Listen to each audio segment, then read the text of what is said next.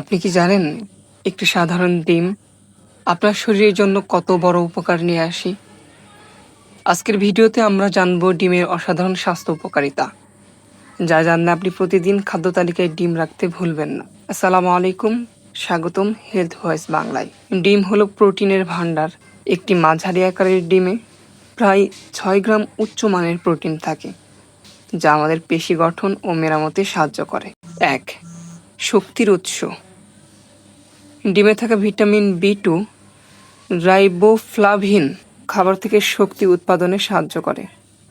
সকালে নাস্তার সাথে একটি ডিম আপনাকে সারাদিন সতেজ লাগবে। 2. রোগ প্রতিরোধ ক্ষমতা বৃদ্ধি।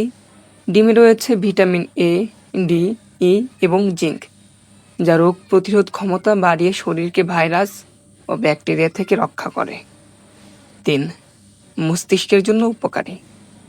ডিমে থাকা কোলিন মস্তিষ্কের কার্যক্ষমতা বাড়ায়, স্মৃতিশক্তি উন্নত করে এবং স্নায়ুতন্ত্রকে সুস্থ রাখে। 4.